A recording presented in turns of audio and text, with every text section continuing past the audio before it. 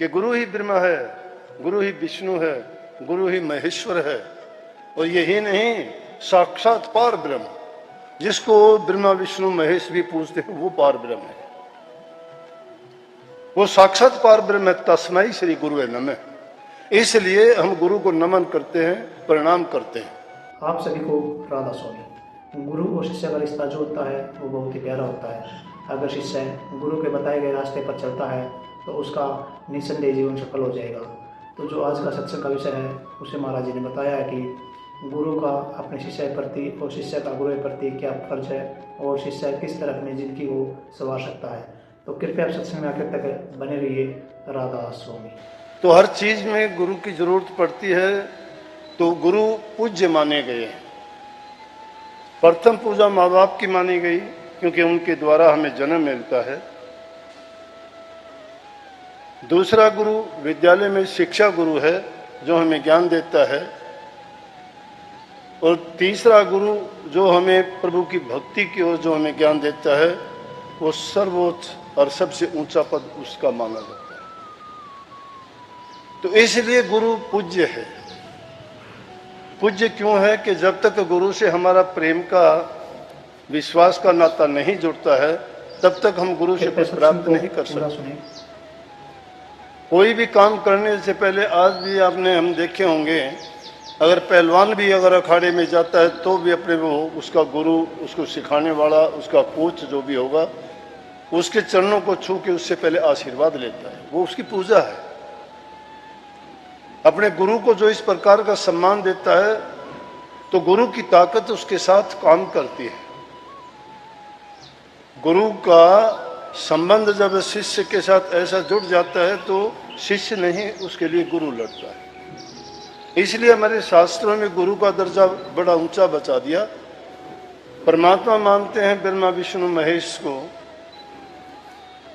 परमात्मा का नाम लेके ही उनको सबको समझते हैं। आदित्य शक्ति को लेके वो पैदा हुए थे, और आज भी वो हमारे पूज्य हैं। उनकी पूजा करके उनसे आज भी हम हर प्रकार की हमारी ज़रूरतों को पूरी करवाते हैं, उनसे मांगते हैं।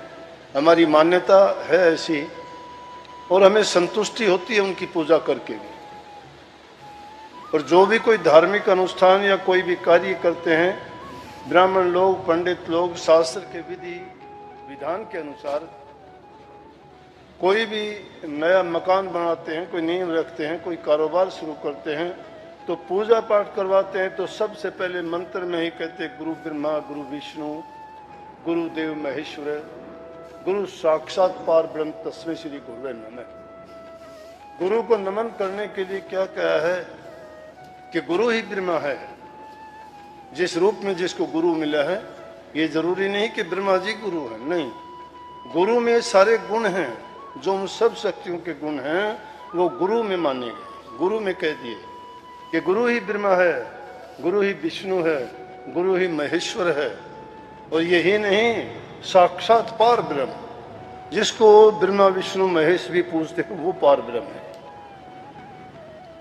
वो साक्षात पार ब्रह्म है। तस्मै श्री गुरुवे नमः। इसलिए हम गुरु को नमन करते हैं, प्रणाम करते हैं। इसलिए गुरु का दर्जा बहुत ऊंचा माना गया है। तो इसलिए गुरु की महिमा क्यों गाई कि गुरु ब्रह्मा है, गुरु विष्णु है। गुरु सारे काम करता है। ब्रह्मा का काम रचना करना है। गुरु हमारे लिए सब रास्ते खोलता है। गुरु हमारे लिए पाप हरता, कर्ता के कर्ता, हमारे दुखों को मिटने वाले, जीवन को संभालने वाला, सद्गुणों को देने वाला, रोग व्याधियों से बचाने वाला, हमारे मान सम्मान की रक्षा करने वाला, इस जीवन में इस काल और माया से बचा के निकाल के प्रभु के चरणों तक पहुंचाने का प्रबंध करने वाला गुरु है। ऐसे गुरु को बार बार नमन है, कोटि कोटि प्रणाम। धन्य है हमारा जीवन, हमें पूर्ण गुरु मिले। पूर्ण गुरु का मतलब कोई किताबी गुरु नहीं है। गुरु बहुत प्रकार के होते हैं। गुरु है 4 प्रकार के, अपने अपने अंग। पारस गुरु, दीपक गुरु, मलिया गुरु, भृंग। ये 4 गुरु 4 प्रकार के गुण बताए। पारस गुरु, पारस गुरु में ये गुण होता है कि जैसे पारस पत्थर लोहे को छू दे तो अपने गुण उसमें दे देता है, लेकिन अपने जैसा नहीं बना सकता। वो लोहे को सोना बना देगा, लेकिन उसको पारस नहीं बना सकता। गुरु तो है लेकिन पूर्ण गुरु नहीं है। गुरु है वो, इसलिए एक दर्जा गुरु का पारस गुरु माना गया है, अपने प्रकार का गुरु है वो। अपने गुण उस पर सोना बनाएगा लेकिन अपना गुण और उसमें ज्यादा नहीं दे सकता। तो कहा कि पारस गुरु, दूसरा दीपक गुरु है। दीपक गुरु का दर्जा बहुत ऊंचा माना गया है। वो उसके अज्ञान को मिटा के ज्ञान देता है, अंधकार मिटा देता है, उसके भ्रमों को निकाल देता है, जो भी उसके मन में शंकाएं होती हैं उनका सबका समाधान कर देता है। ये कागज लेखी, पुस्तक लेखी, ग्रंथों की लेखी बात नहीं है, ये प्रैक्टिकल बात है। जो इंसान करनी करता है, नाम का अभ्यास करता है, नाम का सुमरण करता है, अंतर में प्रवेश करता है, और जब रूहानी दर्जों पर पहुंचता है तो उसके भ्रम मिटते हैं। ये भ्रम किताबों की बातों से नहीं मिलते, लाखों बात सीख लेना, कुछ नहीं मिलेगा। तो दूसरी प्रकार का गुरु दीपक गुरु है, और तीसरी प्रकार का मलिया गुरु। मलिया गुरु कहते हैं चंदन को। चंदन के बाग में अगर दूसरे पेड़ भी होते हैं तो उनमें चंदन का पेड़ उनमें अपने गुण पैदा कर दिया, उनको चंदन थोड़ा बना सकता है। इसलिए गुरु का संग करने से, गुरु के पास रहने से, जब तक करनी नहीं करोगे ना तो वो गुरु के गुण तो नहीं आ सकेंगे, लेकिन तब्दीली जरूर हो जाएगी। जिस प्रकार से एक पत्थर है, सख्त है, बाहर पड़ा हुआ है तो उसकी तासीर गर्म है, लेकिन पानी में डाल दोगे तो ठंडा तो जरूर हो जाएगा। वो है तो पत्थर का पत्थर, रहेगा पत्थर ही वो, लेकिन तासीर में थोड़ा फर्क आ गया, वो ठंडा रहेगा, वो गर्म है। और चौथी प्रकार का गुरु कौन है? भृंगी गुरु।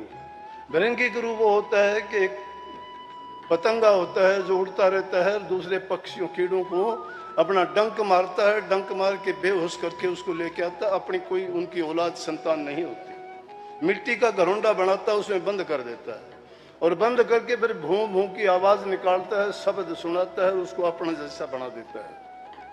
जब वो बाहर निकलता है तो भृंग है। तो ये चार प्रकार के गुरु के अंग तो बता दिए, लेकिन ये अपने अपने प्रकार से हैं। लेकिन पूर्ण गुरु तो वो होता है उसमें चारों ही गुण होते हैं। इसीलिए कहा है कि गुरु ब्रह्मा भी है, गुरु विष्णु भी है, महेश्वर भी है, और वो साक्षात पार ब्रह्म है। तो इसलिए जो गुरु मिल जाए तो गुरु की पूजा का विधान बताया है। गुरु की पूजा क्या है? गुरु के वचन को मानना, गुरु की आज्ञा में चलना, गुरु जो कहता है वो करना, संशय नहीं करना, भाव रखना। संशय जहां हो जाता है वहीं भक्ति का भवन धराशायी हो जाएगा। भक्ति का भवन हमेशा भाव पर खड़ा होता है, श्रद्धा विश्वास पर खड़ा होता है, और श्रद्धा और विश्वास जिसके नहीं होते हैं उसे लाख भक्ति किया करो, लाख नाम जपया करे, लाख वो बहाने करो, कितना ध्यान लगाने की कोशिश करो, उसको कुछ नहीं मिलता। इसीलिए गुरु की रहनुमाई में माला फेरना, गुरु से पूछ के ही दान दक्षिणा देना, गुरु से पूछ के ही शुभ और नए कर्म करना, क्योंकि गुरु जानता है कि किस प्रकार के कर्म करने से उसको कैसा फल मिलेगा। आप तो सोच समझ के करते हो कि मैंने नेक काम कर दिया, मैंने अच्छा दान कर दिया, गरीब की मदद कर दी, भूखे को कुछ दे दिया। लेकिन दुनिया में बहुत ड्रामेबाज है, कोई भूखा बन के, कोई नंगा बन के, कोई जरूरतमंद बन के आपको ठगता है, आपसे लेके जाता है, वो ले जाके या तो अंडे मांस खाता है, शराब पीता है, कोई और उल्टा सीधा कर्म करता है, तो पाप उसको कम देने वाले को ज्यादा लगता है। अब उसने तो इस भाव से दिया था कि मैंने दूसरे का हित कर दिया, बेचारे की जरूरत थी, लेकिन जरूरत वाले ने क्या किया? उसने तो गलत काम किया ना, गलत काम करने से उसने पाप कर दिया, और उस पाप के बदले में उसको क्या मिला? अकेला वो पापी नहीं है, पाप में साझी देने वाला हो गया। वो अगर नहीं देता तो पाप कैसे करता? इसलिए कही कि गुरु के बिना दान देना हराम है। शास्त्रों में लेख देखोगे, जिन्होंने ऐसे काम भी किए तो बड़ा वो है, उनको कष्ट झेलने पड़ते हैं।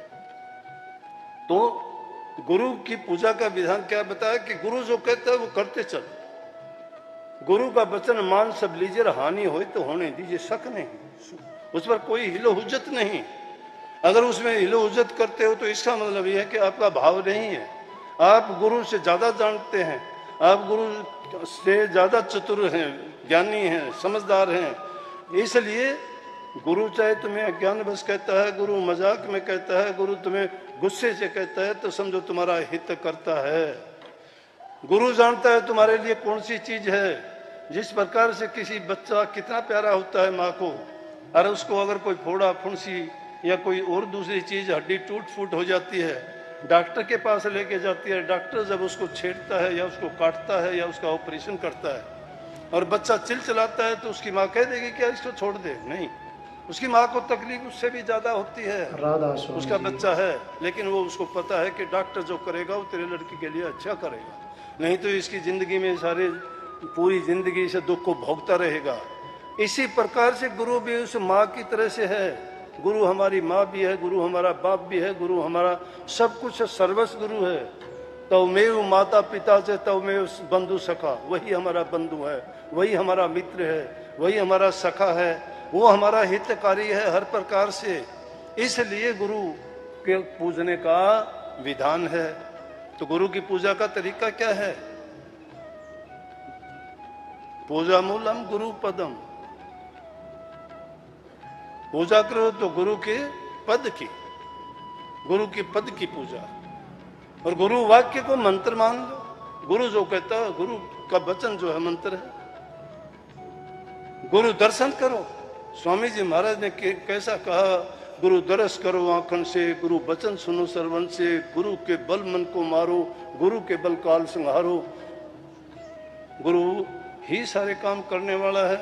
गुरु के बल के बिना मन को नहीं मार सकते, गुरु के बल के बिना आप अपने पाप कर्मों से नहीं बच सकते, गुरु के बल के बिना आप जिंदगी में सुख शांति समृद्धि कुछ भी नहीं पा सकते।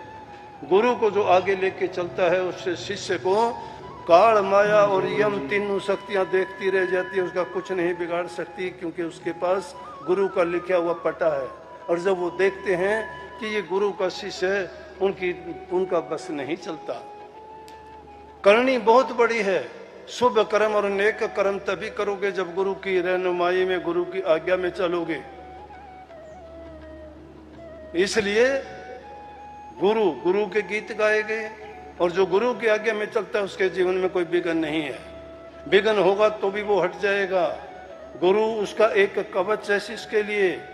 हर प्रकार की व्याधि से, उपाधि से, तकलीफ से उनकी रक्षा करता है। उस गुरु की ओट, गुरु की शरण, गुरु की चरण और शरण में जो आ जाता है, समझो कि उसने अपने जीवन को संवार लिया। इंसान का चोला इतना मिलना आसान नहीं है। बड़े हमारे शुभ नेक कर्मों के कारण ये अवसर हमें मिला, और अगर इसमें हम भूल कर देते हैं और अमरदास की तरह से ये चाह नहीं रखते कि हमें गुरु मिल जाए, और गुरु जिसका मिल जाता है तो उसका लेखा निमट जाता है। लेखा किस चीज का है? कर्म का। सत्संग को पूरा सुनने के लिए आपका बहुत बहुत धन्यवाद। हम आशा करते हैं आपने सत्संग को बड़ा ही ध्यान से सुना होगा। कृपया सत्संग में बताए गए इन प्रवचनों को अपने जीवन में अवश्य उतारिए, ताकि आपका जीवन सफल हो सके। और अगर आपको सत्संग अच्छा लगा तो कमेंट में राधा स्वामी अवश्य लिखिए। राधा स्वामी।